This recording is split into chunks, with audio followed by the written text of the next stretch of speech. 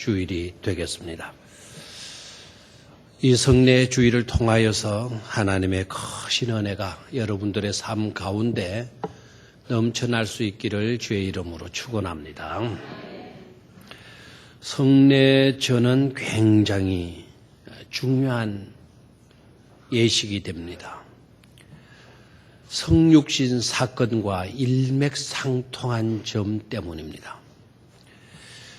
성육신 사건은 보이지 아니하시는 하나님이 보이는 육을 통해 나타나신 최대의 사건이에요. 하나님은 영이시잖아요. 영은 보이지를 않죠.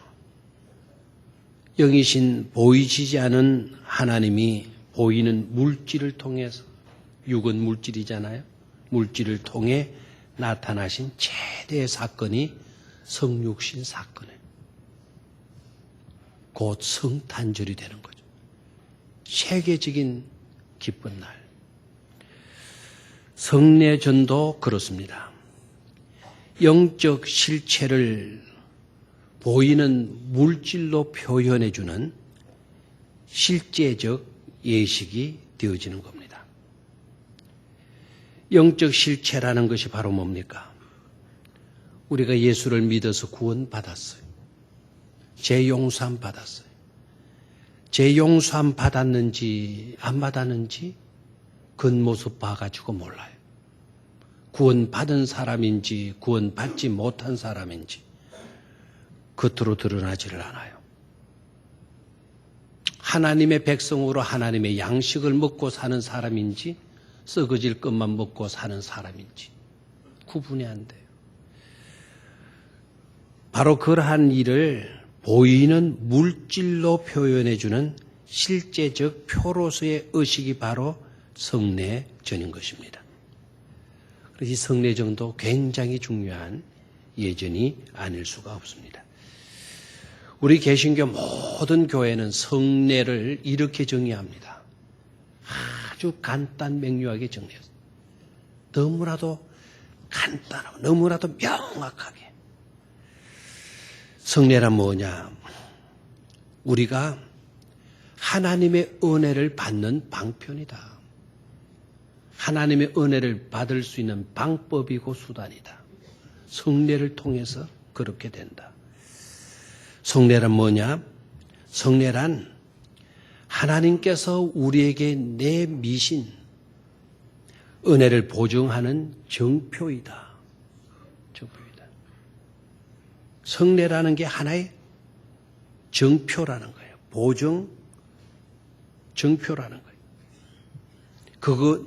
그것을 가지면 하나님께서 내밀어 주시는 은혜를 우리는 분명하게, 확신하게 받을 수 있다라는 겁니다. 그리고 성례란 뭐냐? 성례란 우리의 모든 필요를 아시는 그리스도께서 친히 그 필요를 공급해 주시기 위해서 제정하신 것이다. 우리를 위해서 제정해 주신 것이다. 너무나도 좋은 간단 명료한 성례에 대한 정의인 줄로 믿습니다. 오늘 그 성례전을 통해 은혜 받고 새롭게 거듭나는 영적 축복이 넘쳐날 수 있기를 축원합니다. 이 성찬에 우리가 임하게 되면서 바울의 설교에 유념을 해야 합니다. 바울은 주의 성찬을 설교하면서 이렇게 강조하여 설교했습니다. 성찬에 임하기 전 먼저 내 자신을 살펴보라고. 성찬에 임하는 우리들의 모습이 어떠한지를 살펴보라고 강조하며 말씀했습니다. 성찬에 참여하면서 자기를 살피지 않고 성찬에 참여하게 되면 자기 죄를 먹고 마시는 것이라고. 은혜가 주어지는 게 아니고 하나님의 복이 우리에게 주어지는 것이 아니라 오히려 자기 죄를 먹고 마시는 것이라고 말씀을 하셨습니다. 이 성찬에 참여하는 오늘 저와 여러분들은 어떠합니까? 주여, 저는 어떠합니까? 내 자신을 살펴볼 수 있어야 되겠어요. 첫 번째로 탐욕에서 베품으로입니다. 성만찬의 자리에는 크게 두 가지가 깔려 있는 것을 보게 돼요. 하나는 탐욕입니다. 다른 하나는 베품, 줌이라고 하는 것이 깔려 있는 것을 보게 돼요. 성만찬 자리에 이 두 가지 요소 가운데 유다라고 하는 사람의 모습은 탐욕의 사람으로 나타나고 있죠. 여러분 아시죠? 은 30을 움켜쥐고 예수 그리스도를 팔아버려요. 마지막 이대로 끝나버리면 뭐가 되느냐? 이렇게 끝날 바에야 조금이라도 나는 건져야 되겠다. 은 30이라도 나는 움켜줘야 되겠다. 탐욕의 사람으로 나타나죠. 다른 제자들은 어떻습니까? 다른 제자들도 보게 되면 높은 자리를 탐하고 있어요. 그리고 그 자리를 내가 차지하고 내가 앉아야 되고 내가 올라가야 된다. 그 자리 문제 때문에 제자들도 다투고 있는 것을 볼 수가 있어요. 자리에 대한 욕심, 명예에 대한 욕심, 지혜에 대한 욕심, 이것으로 사로잡혀 있는 것을 보게 됩니다. 한마디로 우리가 이렇게 정리할 수 있겠죠. 이들은 자기 자신의 유익을 위해서라면 무엇이든지 행동할 수 있는 그런 사람이다. 어떤 행동이라도 할 수 있는 그런 사람들이다. 그렇게 볼 수가 있죠. 스승이라도 팔고 친구라도 싸워서라도 내가 차지해야 된다.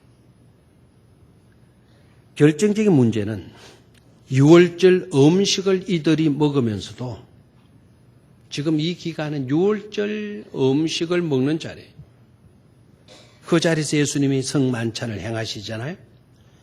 유월절에 음식을 먹으면서도 지금까지 주님을 따르며 주님이 행하시는 일들을 보고 주님이 가르치시는 것을 듣고 천국 비밀에 대해서 배우고 그렇게 했지만 전혀 이들의 삶 속에는 유월된 것이 하나도 없는 것을 볼 수가 있습니다.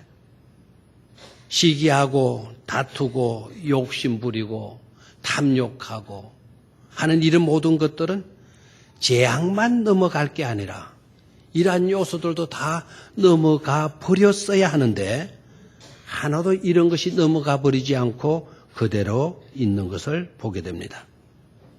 자, 문제는 그렇다면 오늘 이 성찬의 자리에 나와서 앉은 우리들의 모습은 어떻게 나타나고 있습니까? 저는 어떠합니까? 내 자신을 살펴보는 일 너무나도 중요한 일이 아닐 수가 없을 것입니다. 곰곰이 생각해 보니까 우리들의 삶의 현장이라고 해서 크게 다를 바가 있겠는가?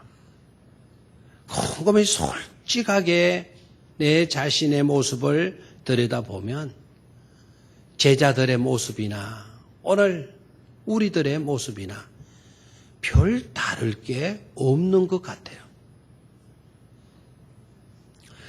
그런데 만찬 석상에서의 예수님의 모습은 어떠합니까?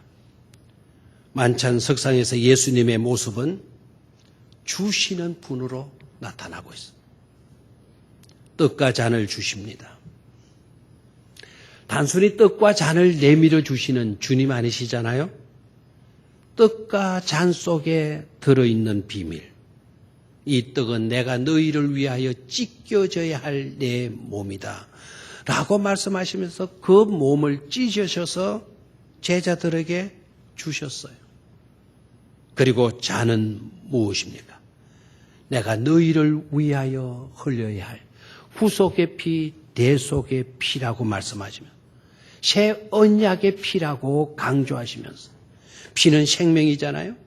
바로 그 잔을 제자들에게 내밀어 주셨어요. 생명조차도 우리를 위하여 내어 주시는 분으로 나타나고 있지 않습니까? 하고 보면 우리 주님은 우리를 위하는 일이라면 무슨 일이라도 주저하지 아니하시고 아까워하지 아니하시고 몽땅 내어 주시는 분이심을 우리는 바라볼 수가 있는 줄로 믿습니다.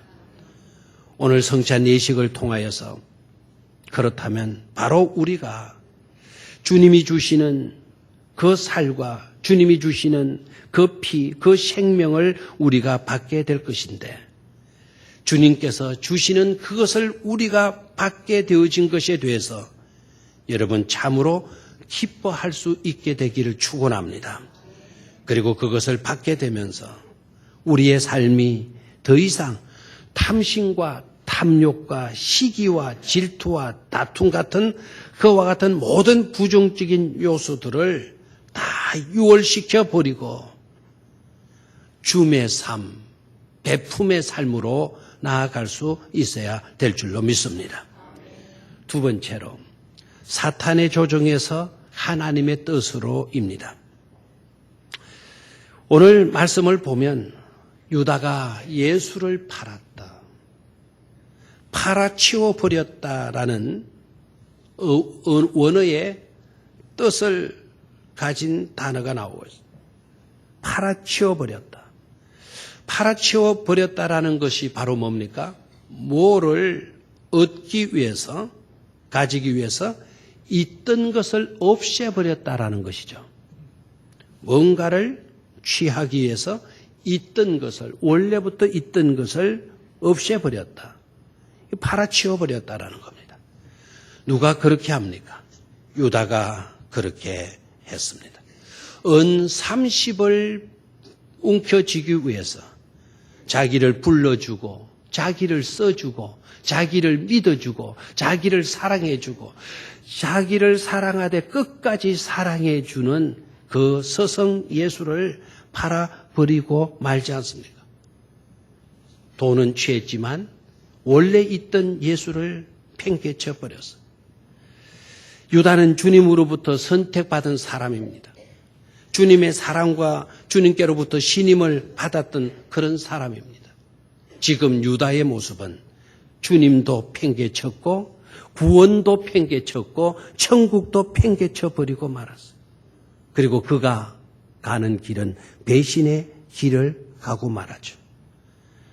참으로 비극적인 인생으로 그의 삶은 마치게 되었습니다. 유다가 왜 이렇게 된 겁니까? 그렇게 사랑받고 그렇게 인정받고 그렇게 믿어 신임받았던 그가 왜 천국도 구원도 예수님도 팽개쳐버리고 비참한 비극적인 인물로 전락되고 만 것입니까? 바로 어느 순간 성경을 보게 되면 사탄이 그의 마음속에 들어갔다라는 거예요. 사탄이 들어가 그를 조종했기 때문이라는 겁니다. 여러분 아시지 않습니까? 사탄은 항상 자기 생각대로, 자기 방법대로,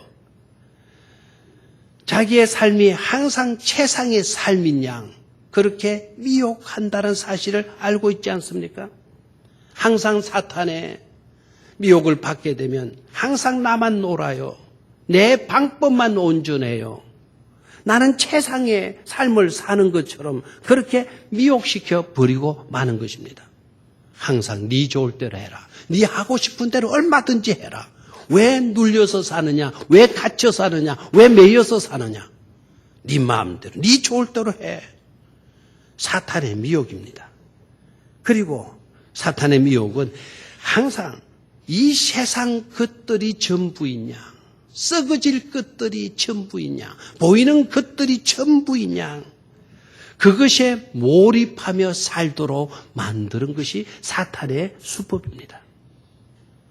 유다가 바로 사탄의 조종을 받고 있는 거죠. 돈이 전부야. 이 세상 것들이 전부야. 이것을 잃어버리면 난 헛된 인생을 산 거야. 난 이 시간을 놓칠 수가 없어. 결국 예수를 팔아버리고 돈을 움켜잡지 않습니다.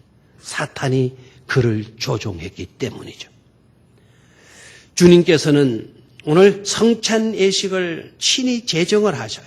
성찬식이라고 하는 것을 예수님이 만드셨어.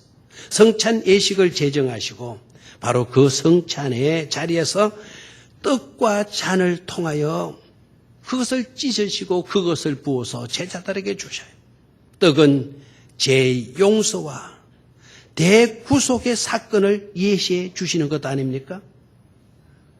주님의 살을 우리가 먹는 거예요.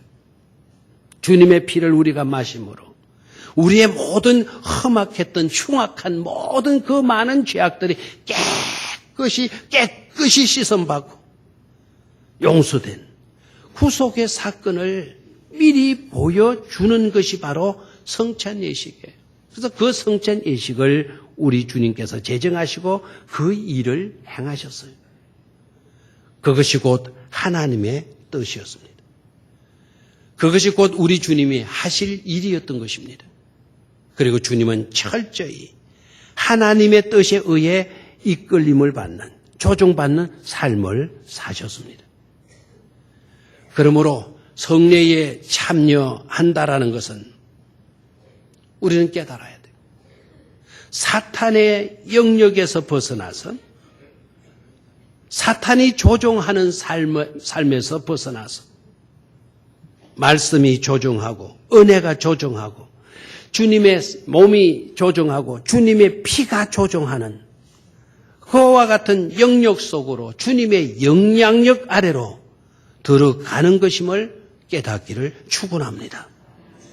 우리가 이 가운데로 들어가야만이 포효를 지나 아버지 앞으로 들어갈 수 있는 특권의 사람들이 되어줄 줄로 믿습니다. 근본 성찬을 통해서 주의 사랑과 주의 희생이 지배하는 그런 현장으로 들어가서 언제나 주님의 영향력 아래 거하는 축복된 성도들이 되시기를 주의 이름으로 축원합니다. 마지막 세 번째로는 무용에서 유용으로입니다. 만찬 석상의 모습을 살펴보면 만찬 석상에서의 주님은 유다를 지칭합니다. 유다를 딱 가리키면서 이렇게 말씀을 하시죠. 그 사람은 차라리 태어나지 아니하였더라면 제게 좋을 뻔하였다. 유다, 유다야, 너는 차라리 태어나지 아니었다라면 제게 좋을 뻔하였다. 그 제게라는 이 말, 제게라고 하는 이 말, 우리 주님께 좋을 뻔하였다가 아닙니다. 유다, 너 자신에게 좋을 뻔했다. 24절에서는 화가 있을 사람으로 유다를 가리켜서 말씀하셨죠.